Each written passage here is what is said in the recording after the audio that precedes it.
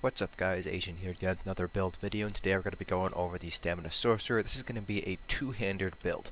Our other build videos, we'll be going over gear, CP point distributions, our skill bars, we'll be going over food, our attribute points, things like that. We'll talk about our rotation a little bit. And then we'll do a 6 million dummy part so you guys can get an idea of where two-hander Stamsork stacks up against a dual-wield Stamsork. Now, just to give you guys a bit of an idea of what to expect from a two-hander Stamsork, you're not really going to be seeing the same level of DPS. You will be able to see very good DPS. It's definitely going to be trials capable. You'll definitely be able to clear most, if not all, of the vet content in the game with a two-hander Stamsork, but it's kind of one of those things where it's like, why make things more difficult for yourself? Two-handers builds generally do less damage and have lower survivability than dual-wield builds, because dual-wield you get to have two 5-piece sets up at all times, or at least while you're on your front bar. For two-hander builds, you can only have a single 5-piece effect up at all times, and then you have a 3-piece effect after that. So you can't really have two 5-piece effects up if you want to continue to use the Monster Helm. Now with two-handed build you can use two 5-pieces, but then you end up losing out the Monster Helm. Another big thing that you lose out on is Deadly Cloak, which is a pretty big, pretty powerful damage mitigation skill. The only damage mitigation skill that a two-handed build really has is going to be from a Carve, I think it is, which gives you a bit of a damage shield whenever you hit somebody with it. And a damage shield is not going to be as strong as Deadly Cloak, which gives you 25% damage reduction from AoE abilities. So Stamsorks, while they probably have the best use of the two-hander right next to the Stam DK, again, the two-hander just doesn't pull the same amount of DPS, doesn't have the same amount of survivability as a dual-wield build will. That being said, like I said, you can definitely clear most, if not all, the vet content in the game using a two-hander Stamsork. So let's go ahead and get started with this build, starting off with our gear. So for our Monster Helm, we'll be going with Stormfist. One thing that kind of sucks with a two-hander build compared to a dual-wield build is you do have lower sustain. It's just due to the fact that heavy attacks are slower on the two-hander versus the dual-wield. So that's something that you got to keep in mind here. So we're using Stormfist. The damage difference between Stormfist and Velidreth is pretty small, but the additional stamina regen is gonna kind of what helps push Stormfist a little bit ahead of Velidreth when it comes to a two-hander build. Now you can obviously go use Velidreth if you want to. It's kind of up to you which set you want to use. I like Stormfist though. For our first 5-piece, you have plenty of options here. This is just what I'm using for this particular parse. So I'm using Night Mother's Gaze, which is a crafted set, 6 pieces. You can use a variety of different sets here. So you can use something like Sunderflame if you have to use that set. War Machine's not a terrible set for Stamsorks, but it's better off being used on a Stamina Templar or a Stamina Nightblade because they just have much cheaper ultimates than Stamsorks do. You can go with the Mechanical Acuity, which is another crafted set, 6 traits from Clockwork City. Go with Hunding's Rage, which is another crafted set, 6 traits, and that's on the base game, so the last zone of each alliance. You can go with Automatons, which drops from Darkshade Caverns. That's just because Stamina Sorcerers have a lot of physical damage, so Automatons generally will beat out Hundings. The downside is, of course, you have to farm for Automaton versus just crafting Hundings.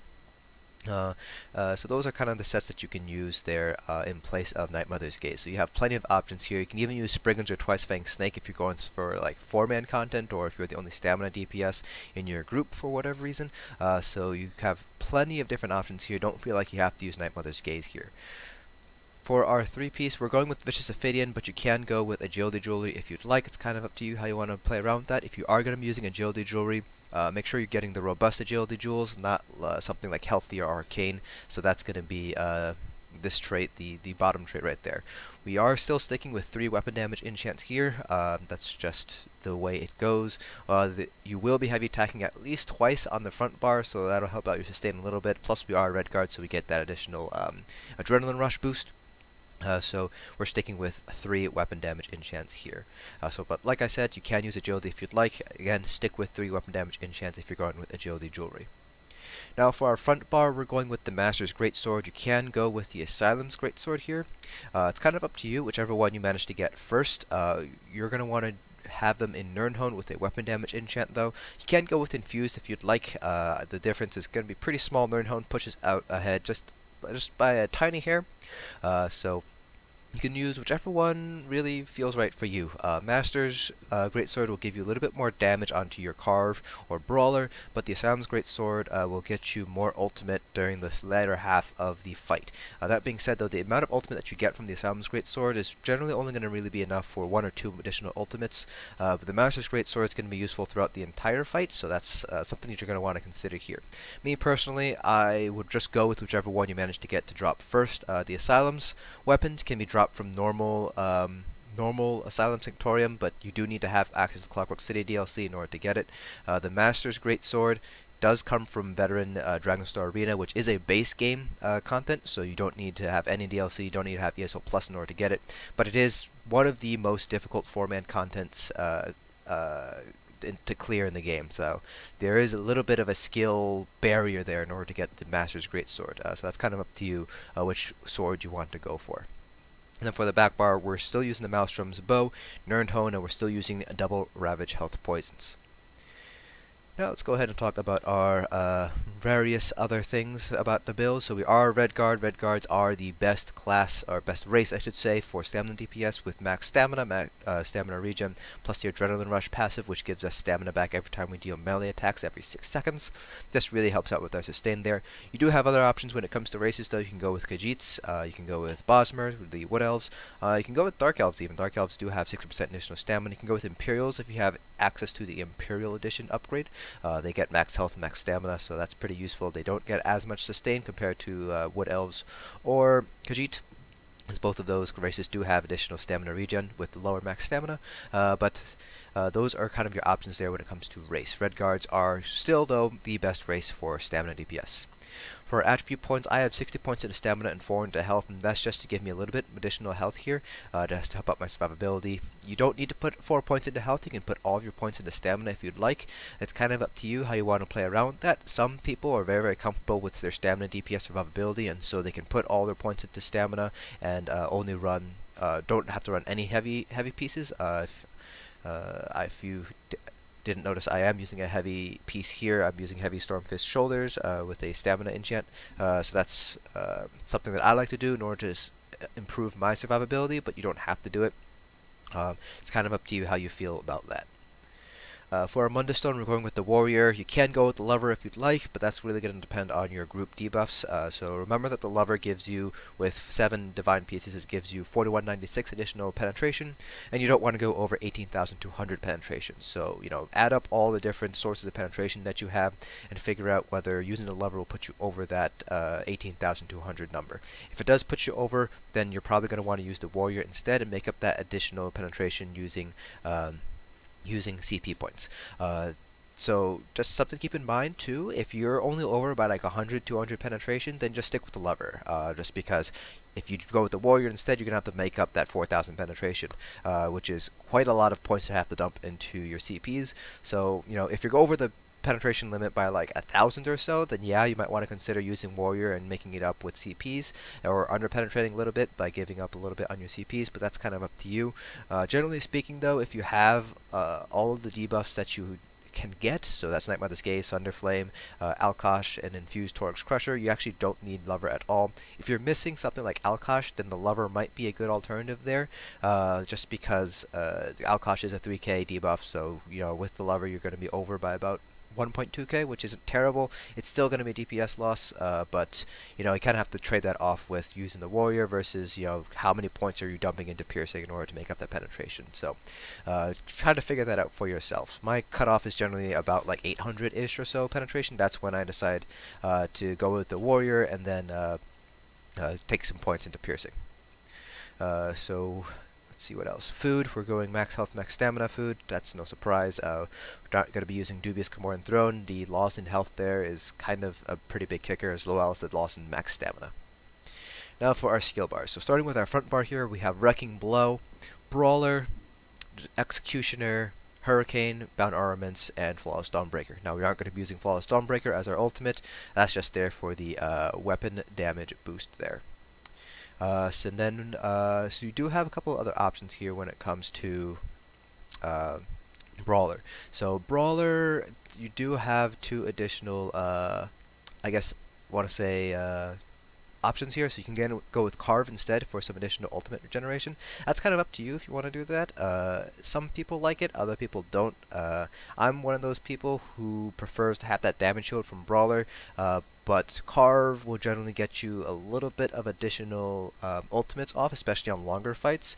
Minor Heroism ultimately doesn't really make that big of a difference to the amount of ultimates that you're going to end up using. It'll probably end up, over the course of like a 10-minute fight, probably end up giving you an additional Storm Atronach ultimate. So it's, I prefer getting that additional shield in Brawler, plus the shields. It's really, really powerful when it comes to trash pulls. For Executioner, you can also use Reverse Slice too. Reverse Slice pretty much basically gives it additional splash damage, which is nice. Executioner does more damage though, so technically speaking, Executioner is best for single target DPS, so you can kind of pick whichever one you'd like. Reverse Slice is going to be better for trash pulls and things like that. And then for our back bar here, you're pretty much bread and butter stamina DPS lineup here. So Rearming Trap, Poison Injection, Endless Hail, Caltrops, Brown Armaments, and then Greater Storm Atronach. So this is the ultimate you're going to want to use. You can go with Ballista if you'd like, but Storm Atronach here will give you a little bit more weapon damage on your back bar because of the Sorcerer passives. Plus you can also give one of your allies Major Berserk, which helps out their damage. And it also gives your Atronach Major Berserk as well, so that'll help boost the damage from that Storm Atronach as well. Plus, during Execute phase, Greater Storm Atronach can proc Implosion, so you have an additional source of an Implosion damage there. Alright, so let's go ahead and talk about our CPs. So we have 240 CPs across each of our 3 different colors. So let's go ahead and get started with our green CPs first. So we have 75 into Mooncalf, 75 into Nasty. That leaves us 90 points, which you can divide up however you'd like within the remaining nodes here. I just noticed that the webcam froze, so apologies, I didn't know when, I don't know when it froze, but gosh, gonna have to bear with it, I guess. So 31 points into Shadow War, 31 points into Tumbling, and 20 into Warlord. That's my distribution. I just like to go with a balanced approach and kind of take away some of the stamina costs from stuff like Break Free and blocking. You don't have to do that. Again, you can kind of put those remaining 90 points wherever you'd like. This is just what I like to do in order to help conserve my stamina for damaging.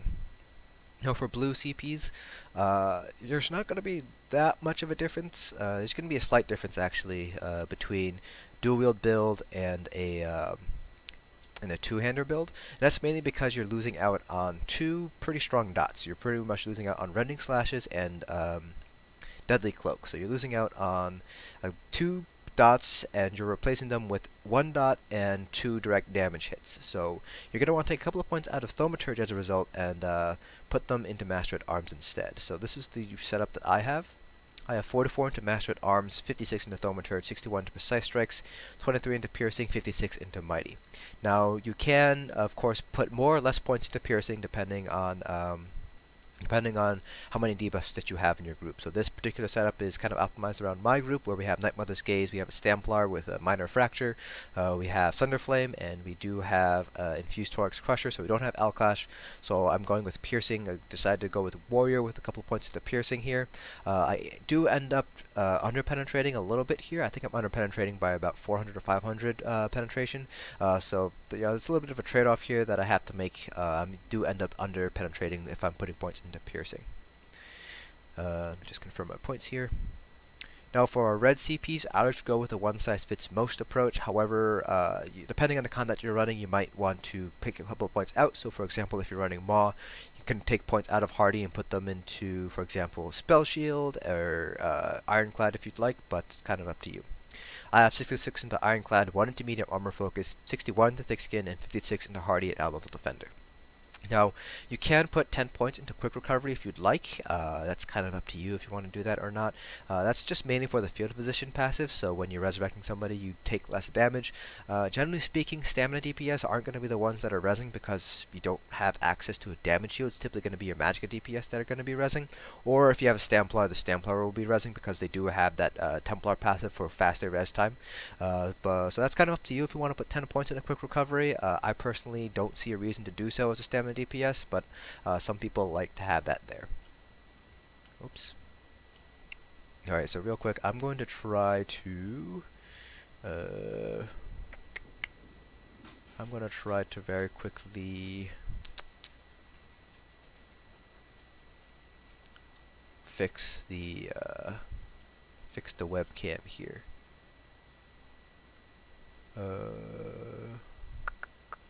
Okay, so it doesn't look like it's gonna be working here, so we're just going to bear with the frozen webcam. I'll have to take a look at that later on. So now let's talk about our rotation a little bit. So two-hander builds have kind of a two rotations you're gonna have to play around with, and the first one is going to be the first half of the fight, where basically from 100 to 50% health, and the second half is going to be from obviously the second half of the fight, 50% to 0. We'll start off exploring the first half of the fight, so when you first start off with the boss fight. So obviously your back bar dots are going to be the strongest stats you're going to want to keep up, as well as Rearming Trap for the minor force buff. And then, just like with a dual-wield build, you're going to want to use Storm Atronach after you lay down all your dots, so all your dots are ticking when you manage to lay down your Storm Atronach. Then on your front bar, you have 2 dots to keep track of, and that's Hurricane and Brawler, or Carve, depending on which morph you choose, and then you're going to be using Wrecking Blow as your main spammable during the first half of the fight. Now, Wrecking Blow does have a charge time associated with it, so it does have a 1-second charge time, as you see there. And it does have a range. So because it does have a cast time associated with it, if you move out of the range, you'll see here that it actually won't connect. So that's something you're going to want to keep in mind if you are moving around a lot, if you have to play mechanics or something in the first half of the fight. Wrecking Blow, you can't move too far away because then it won't connect. So for the first half of the fight, it's pretty simple. You're just going to lay down all your dots. In your back bar, drop your Atro ultimate. So I like to light weave my dots, so that would be Brawler and Hurricane, obviously. You're always going to be doing Brawler every time you start on your go back to your front bar. That's pretty much how it's going to go. So you're basically heavy attack weaving your Wrecking Blow.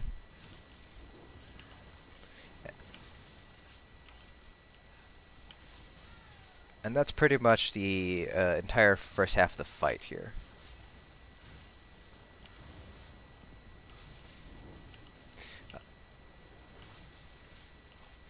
I'm just going to bring him down to 50% health. Alright. So now for the second half of the fight, the rotation is going to change up a little bit here, because now instead of Wrecking Blow, you're going to be using Executioner or Reverse Slice. Your back bar rotation is going to remain exactly the same. You're still going to put down all your dots in the exact same order, Rearming Trap and all that stuff. One thing I also want to keep note of is my back bar rotation is going to be a little bit different from most other stamina DPS, and that's just because old habits die hard. So I'm one of those people who likes to bar swap cancel out of Rearming Trap or Caltrops instead of Poison Injection. Technically speaking, you should be bar swap canceling out of Poison Injection, so your back bar rotation should look more like this. So that's what your back bar rotation should look like. It's just old habits die hard for me, and I'm very used to bar swap canceling out of Caltrops or Rearming Trap. So I am working on that, but just bear that with me. I'm probably not going to be doing that when we do our 6 million W parse. So like I said, for the second half of the fight, your back bar rotation is going to remain exactly the same. You're still going to light weave your 2 dots here. Then I'm going to heavy attack into Executioner, light attack 1, and heavy attack another.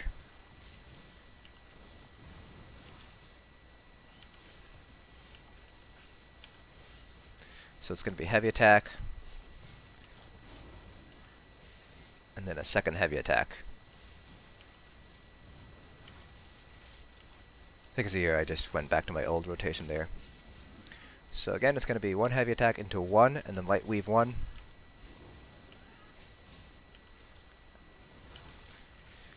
So that's the general rotation there. We're going to go ahead and kill it, actually. There we go. So that's kind of how the rotation is going to play out there. So now we're going to go ahead and do a 6 million W parse so you guys can get an idea of the amount of DPS that this build is going to be able to pull. So one thing to keep in mind, again, is that Stamp Sorcs we don't have a source of major fracture, we don't have a source of minor fracture. So whatever DPS you see here is naturally going to be lower than something like a Stam Decay or a Stamina Nightblade or even a Stamplar, because we don't have a source of fracture in any of our skills here. So that's something you're going to keep in mind when we take a look at the DPS at the end. So with fracture, we would be pulling higher. So when you want to compare it to, for example, my two-hander Stam Decay build, keep in mind that the Stam Decay build, we have major fracture there from Noxious Breath. So let's go ahead and get started here. So like I said, we want to wait until all of our backbar dots are down before we use our Storm Atronach.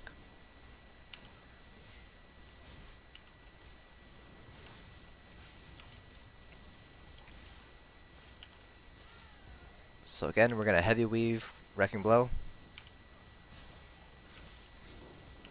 And we always want to light weave into Brawler / Carve as well as Hurricane.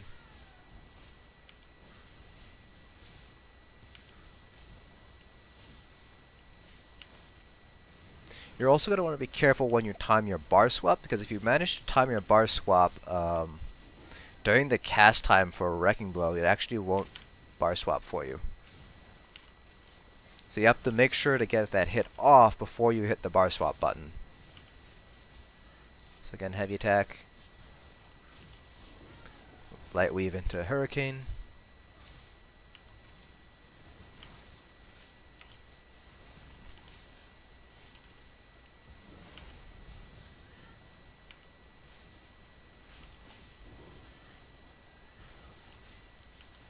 So I always try to get 2 heavy attacks off, and that's just to help out our sustain, because like I said earlier, sustain on a two-hander build is generally worse than what you would find on a dual-wield build. Mainly because of the loss of the 5-piece Vicious Ophidian.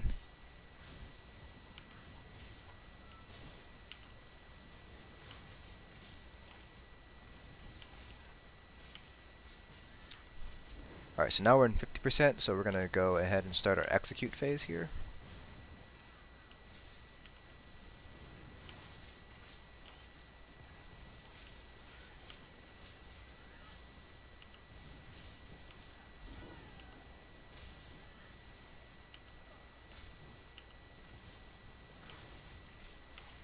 Bit of a lag spike there.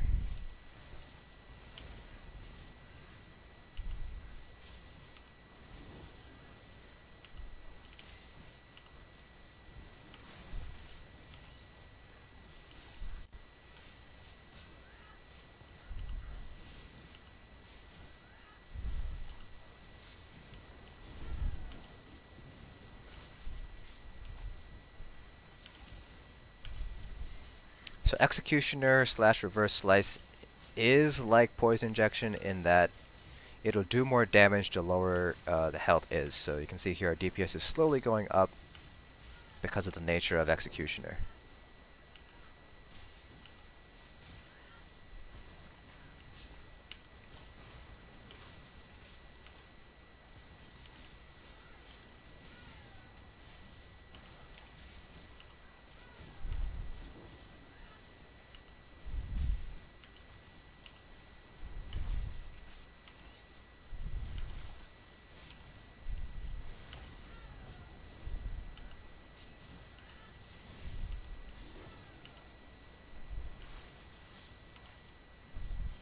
Alright, so there we go. That is our Stamp Sort Parse. Oops.